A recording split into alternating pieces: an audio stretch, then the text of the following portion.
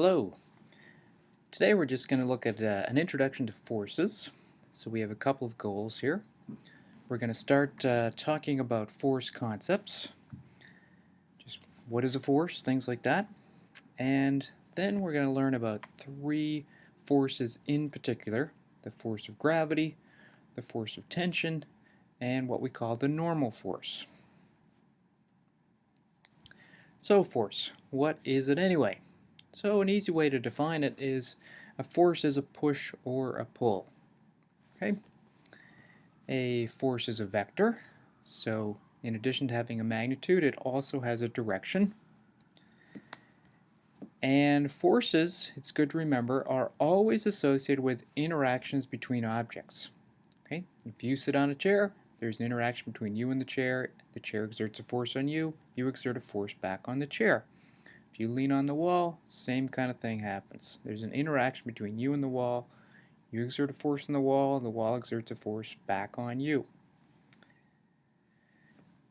Now we can make that a little bit more of a stronger statement. So forces always come in equal and opposite pairs. We often refer to those as Newton's third law pairs.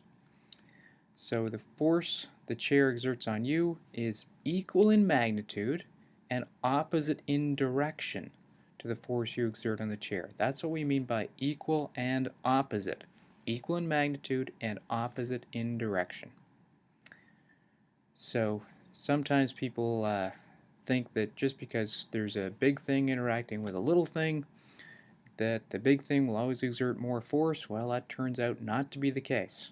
Okay, it doesn't matter what the size is of the objects that are interacting, the forces are always equal and opposite. Equal in magnitude, opposite in direction. They might have completely different results on the two objects, but the forces themselves are the same size, opposite direction.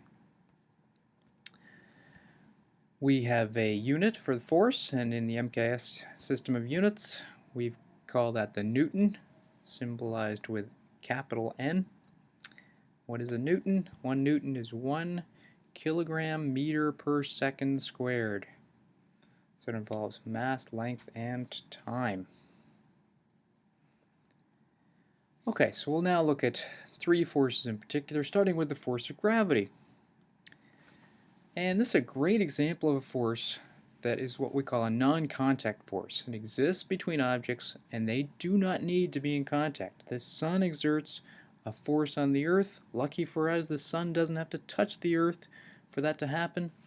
Okay, there's a gravitational interaction between those two objects. There's a gravitational interaction between us and the earth as well.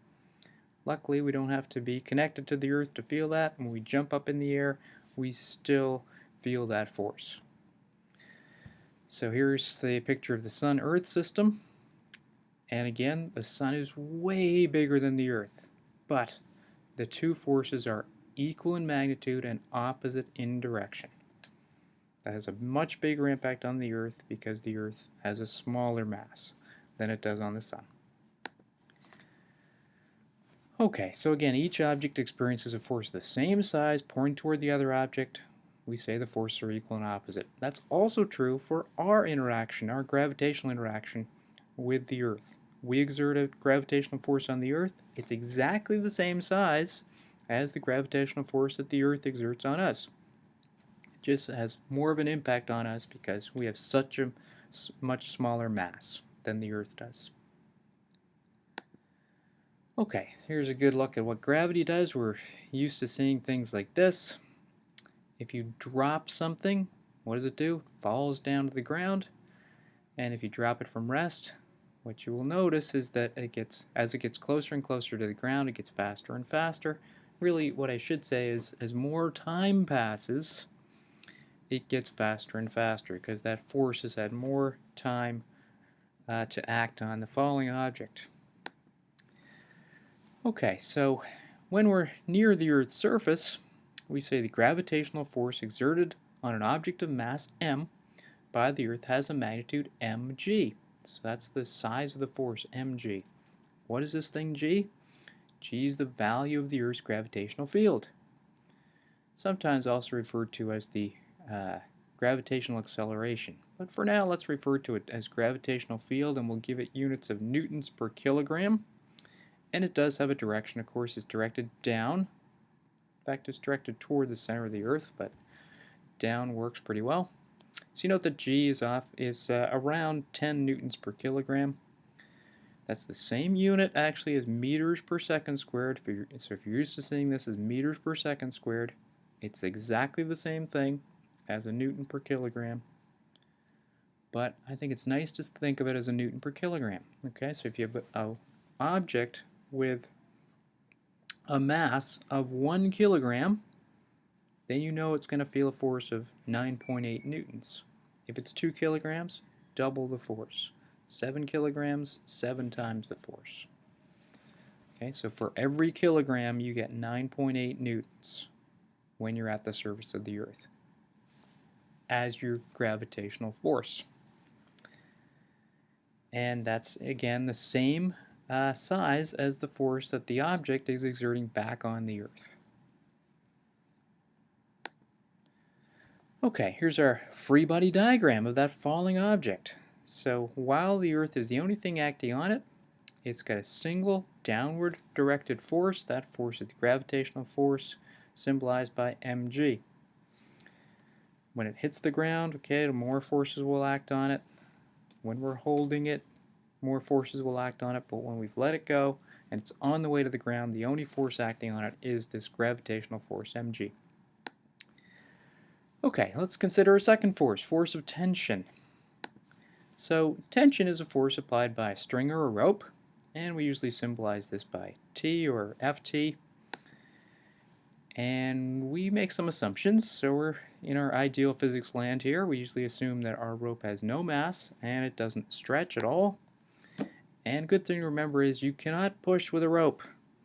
A tension force acting on an object always goes away from that object along the string or rope.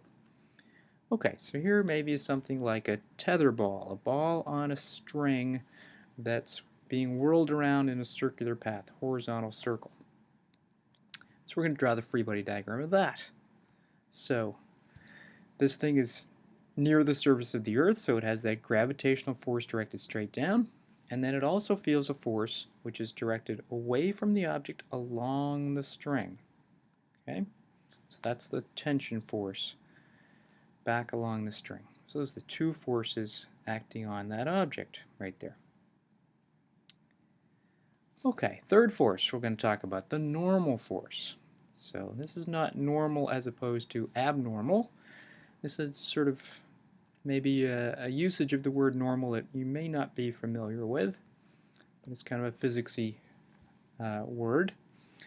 And normal actually means perpendicular in physics. Okay, so normal force is actually just one component of the contact force between objects. So when two objects are put together, when you have a book resting on a table, for instance, there's a contact force there. The book exerts a force on the table exerts an equal and opposite force back on the book. If you look at the interfaces that are in contact with each other, maybe the bottom cover of the textbook and the top surface of the desk or the table, the normal force is the component of the contact force perpendicular to the surfaces that are actually in contact. That may be the only component that the contact force has. Okay?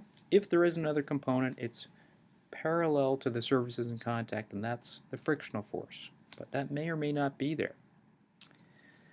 Usually symbolize the normal force by a capital N or maybe an F with an N subscript. And again, the normal force is perpendicular to the contact interface. So if you've got a book on a table, for instance, the normal force would be a vertical force. And it's away from the contact surface toward the object, usually, is what it is. Okay, so here we have a box on a table, maybe. So we'll draw the free body diagram of that. And we've got mg down, Fn up. Now these two forces in this case happen to be equal and opposite to each other, but these are not a Newton's third law pair. So we've got the normal force that's exerted by the table on the box. The Newton's third law pair, the other one in that pair, is the force that the box exerts down on the table.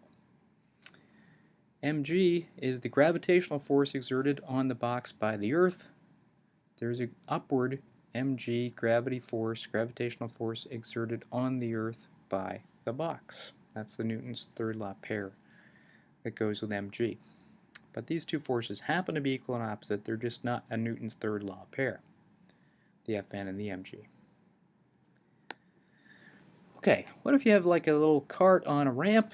Well, there's a normal force there and a force of gravity, so the force of gravity still goes down, but the normal force is perpendicular to the interface, perpendicular to the slope. In this case, Fn and mg would, in general, be different sizes. Okay, so let's talk a little bit more about the normal force. So objects lose contact with one another when the normal force goes to 0. So let's have a quick look at that. Here again is our box on the surface and our free body diagram. We're going to add something to our system here. We're going to add a little string. We're going to tie it to the top. We're going to start pulling on the string. We're going to pull up on the string. And as we pull up, we've got a tension force. So now, if our tension force is relatively small, smaller than mg, then together the tension and the normal have to balance mg. Okay, that's for the box not to go anywhere. So that normal force is actually smaller in that second picture than it is in the first picture, but Fn plus Ft equals the original Fn, which equals mg. We'll pull a little harder on our string. Okay, as tension goes up, normal force goes down. Again, the object is still resting on the table. Those two forces combined balance out mg. We'll pull even harder. Ft goes up, Fn's even smaller. And finally, we get Ft equal to mg, and this is where the box is starting to lose touch with the table. And if we make Ft even bigger than mg, then we'll actually start moving that box up. Okay, basically, in order to get the box off the table, you have to take the normal force to 0. So the string has to be supporting the whole weight instead of the table. And another way to think about the normal force is the force that would be measured by a scale placed between the objects in contact. So our objects in contact there were the box and the table, so we put the box on a scale that rests on a table now. It's got a force of gravity acting on it of 15 newtons. And then if we think about, and that's our normal force as well, in that case there's no string, but if we attach our string and start pulling up, when we have an upward force of 5 newtons with our string, then the normal force is down to 10. The scale would read 10, even though the force of gravity is still 15 newtons. If our string force goes to 12, our normal force goes to 3. If our string force goes to 14.5, the scale reading drops to 0.5. That's our normal force in that case. Okay, so the scale reads the normal force between basically the table and the box. Okay, so that's good for an introduction of force in general and 3 forces in particular.